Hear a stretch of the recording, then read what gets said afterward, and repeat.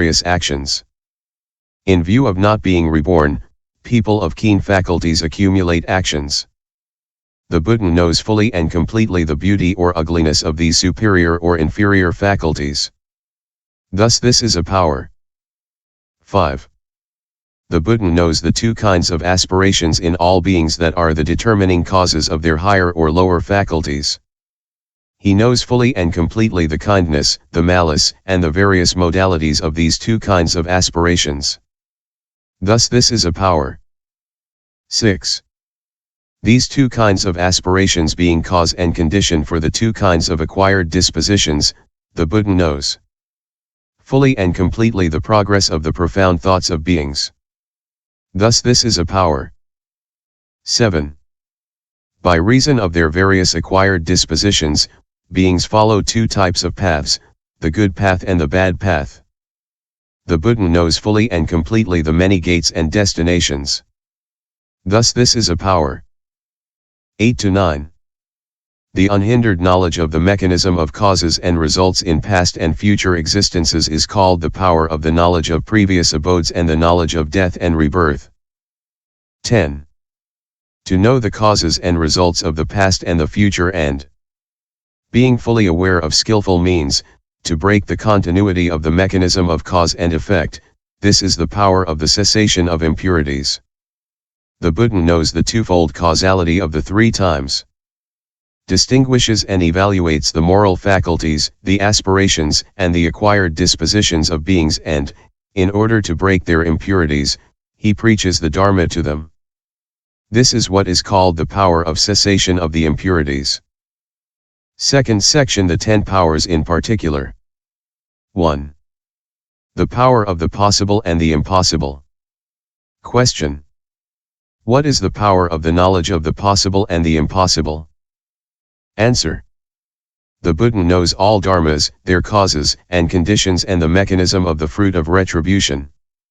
From such and such causes and conditions there arises such and such a fruit of retribution.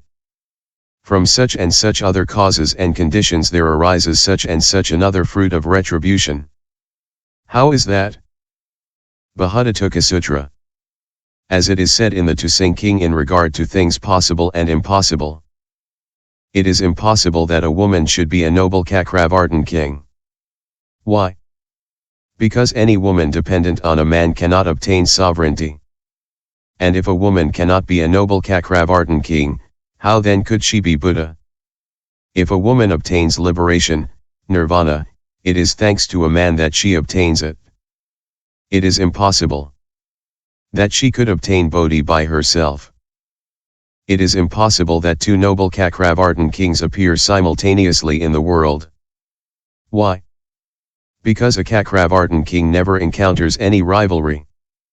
And if two noble cakravartin kings cannot be in the same world, how could two Buddhas? It is impossible that a bad action of body, speech, or mind could result in a pleasant agreeable retribution. And if a bad action cannot bring worldly happiness, how then could it bring supramundane happiness? It is impossible that the person who is of bad conduct of body, speech, or mind could, as a result of this fact, at the dissolution of the body be reborn in heaven. And if the person who is of bad conduct cannot be reborn in the heavens, how then could he obtain nirvana? In fact, the 5 obstacles cover the mind, one is distracted and, without developing the 7 factors of enlightenment, it is impossible to attain nirvana. As long as the 5 obstacles cover the mind and one does not cultivate the 7 factors of enlightenment, it is impossible to attain the Bodhi of the Sravakas, not to speak of the Bodhi of the Buddhas. But when the mind is free of obstacles, the Bodhi of the Buddhas can be obtained and, all the more so, that of the Sravakas. All of these possibilities and impossibilities the Buddha has explained from his own mouth in the Tu-Sing King, but, relying on the word of the Buddha, scholars have developed these possibilities and impossibilities at length. It is impossible that the Buddhas have defects and errors, that the saints seek out heretical teachers, that the saints fall into the bad destinies, that the fetters, once destroyed by the path of seeing the truths, re-arise, that the saints hide their faults, and that the Srotapanis are reborn 25 times. See what has been said at length in the classification of the saints. It is impossible that people guilty of the 5 heinous crimes of immediate retribution. The 5 types of eunuchs, beings in the 4 bad destinies, the inhabitants of Uttaravati and the retinue of Mara, being hindered by the 3 obstacles, can attain the path. There are innumerable impossibilities of this kind, and it is the same for the possibilities. The Buddha knows the possible things and the impossible things. He distinguishes them and evaluates them. For beings able to be converted, he preaches the Dharma. For beings unable to be converted, it is the free play of causes. The Buddha is like a good physician who understands the curable and incurable illnesses. On the other hand, the Sravakas and Pratyekabuddhas know very few things. Sometimes they want to convert beings unable to be converted, as was the case for the Shiolo. Sometimes they do not convert beings who ought to be converted, as was the case for Srivardhai, who was not converted by Sariputra. The Buddha himself makes no blunders.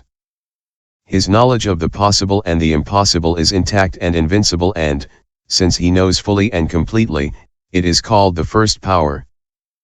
2. The knowledge of the retribution of actions.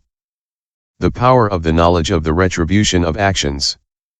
Whether it is a matter of actions carried out by the body or speech, of actions unaccomplished in the present lifetime, of actions resulting from discipline of vow, of bad actions, of actions to be carried out during one day and one night, of sinful or meritorious actions. The Buddha has summarily explained the threefold sphere of action of all of these, and this is what is called the natures of karman. 1. The Buddha knows the past actions of all beings, the retribution of which is also past. The past actions, the retribution of which is taking place in the present. The past action, the retribution of which is in the future. The past actions, the retribution of which is in the past and the present. The past actions, the retribution of which is in the past and the future. The past actions, the retribution of which is in the present and the future. The past actions, the retribution of which is in the past, future, and present. It is the same for present actions. 2.